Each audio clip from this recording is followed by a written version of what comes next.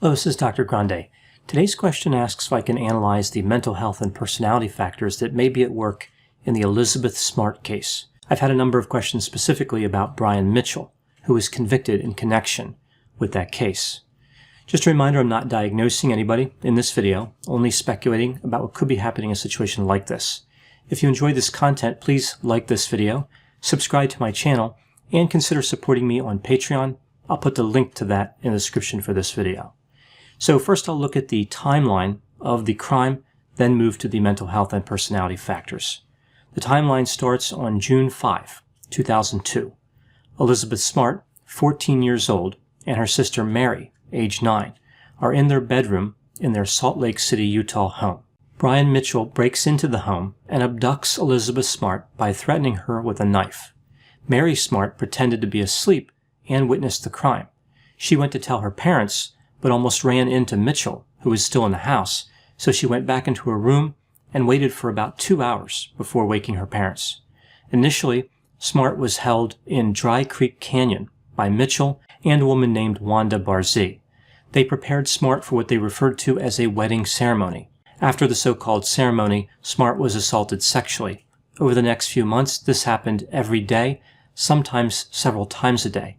She was also threatened, given alcohol, and malnourished. For the remainder of June, we see the police chase down various suspects, but it gets them no closer to finding Elizabeth Smart. Moving to July 24, it's alleged that Brian Mitchell unsuccessfully attempted to abduct Elizabeth Smart's cousin. Moving to August 2002, Mitchell, Barzee, and Smart go to the Salt Lake City Public Library.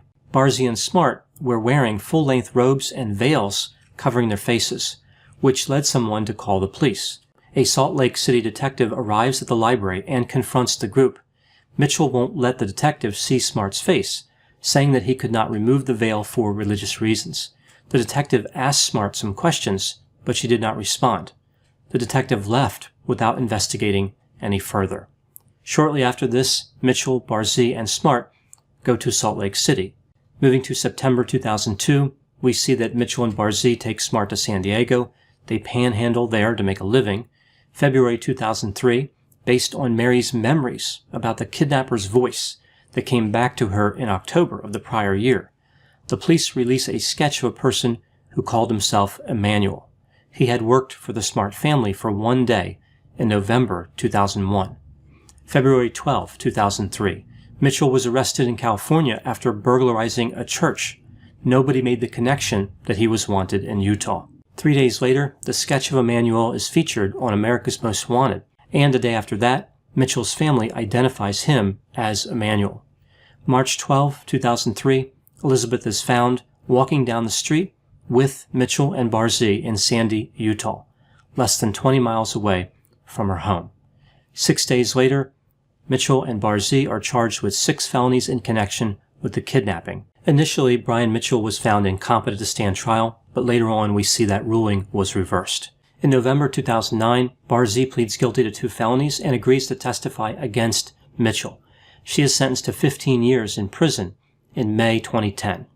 Mitchell would be found guilty in December of 2010 and sentenced to life in prison in May 2011. On September 19, 2018, Barzee, 72 years old at this time, is released from prison. Now moving to the mental health and personality factors that may be at work in this case, specifically looking at Brian Mitchell. Mitchell was born in 1953. His life of crime started at age 16. Shortly after this, he dropped out of school and started using substances. He was married at age 19. That relationship did not last. In 1980, he became active with the Church of Jesus Christ of Latter-day Saints. I'll refer to this as LDS. In 1981, he married again. This relationship didn't work out either. His wife said that his interest in Satan was disturbing to her. They divorced a few years later. On the day that divorce was finalized, Mitchell married Wanda Barzee. He remained active with LDS, but some of his portrayals of Satan during temple rituals prompted LDS members to tell Mitchell to relax a bit. I wonder how that conversation went. Look, we like what you're doing, but how about less Satan? Not long after this, Mitchell broke from LDS and declared himself a prophet of God, saying that he had prophetic visions. Not prophetic enough to stay out of jail, but I suppose there are varying qualities of prophetic visions. He said it was his job to reign over the children of God until Jesus Christ came back to earth. During the interim period, he would battle the Antichrist and eventually kill that entity. So he fancied himself a busy guy. As if battling the Antichrist wasn't enough, Mitchell also wanted to save people from the government. He said the government was corrupt and there to serve the devil, and that people needed to break away from the world and follow him. Not surprisingly, many people in Salt Lake City thought Mitchell was odd and restricted their contact with him. I suppose with his current situation, incarcerated for life, he'll have to hope that the Antichrist decides that prison is a good place to start the battle and that prison visiting hours are a good time to start the battle. If those two want to talk about the battle in advance, the Antichrist will have to accept a collect call. During the hearings to determine if Mitchell was competent to stand trial, we see two stories about his mental health. This is not surprising.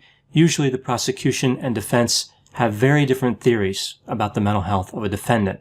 Consistently in these types of cases, the prosecution says personality disorder and the defense says psychosis. This case is no exception. On the side of the defense, we see a Dr. Demir said that Mitchell had paranoid schizophrenia because his delusional religious beliefs could be thought of as bizarre, and those beliefs were fixed. On the side of the prosecution, a Dr. Gardner testified that Mitchell did not have schizophrenia because when Gardner interviewed Mitchell, Mitchell sat down and stared deeply into his eyes. Gardner claimed that it was impossible for people who are delusional to maintain that type of eye contact. I've read a number of surprising things in court transcripts. This one really stands out. Individuals with schizophrenia or who are delusional for some other reason can absolutely maintain that type of eye contact. I don't know where he got that information from. We see another mental health professional for the prosecution named Dr. Wellner, who was paid over $600,000 by the government for his services. He came to the conclusion that Mitchell was not delusional, and further stated that if he were to find Mitchell was delusional, he would have to call the entire fundamentalist LDS community delusional. Interestingly, Wellner testified that Mitchell did not have schizophrenia, but he probably had it earlier in his life. So here we see another surprising statement from prosecution experts. Schizophrenia doesn't just go away, although many people can have a meaningful recovery. In the instances where we do see a recovery, most of the time that person is in treatment. Mitchell did not consistently receive mental health treatment. Now, Wellner could have been correct about the schizophrenia, but he is betting on a low probability event, right? So it would be more likely that if Mitchell had schizophrenia, he would have still had it when Wellner interviewed him. He came to the conclusion that Mitchell had narcissistic and antisocial personality disorders, as well as pedophilia. He said that antisocial personality disorder was never a severe mental disorder. So here again we see another blanket statement that defies logic. Antisocial personality disorder does not always have to be severe, but it certainly can be severe, and we see many examples of that. I think what the prosecution was really trying to get at here was that Mitchell knew the difference between right and wrong. But that's entirely different than saying a disorder can never be severe. I don't really know where he could be getting this type of information. This doesn't make any sense based on what we know from science. Wellner concluded that Mitchell acted primarily because of his sex drive and not because of his religious beliefs. He said that Mitchell was using his religious beliefs to rationalize his criminal behavior. So the case of Brian Mitchell takes a familiar course, the battle between psychosis and personality pathology. What explains the behavior better?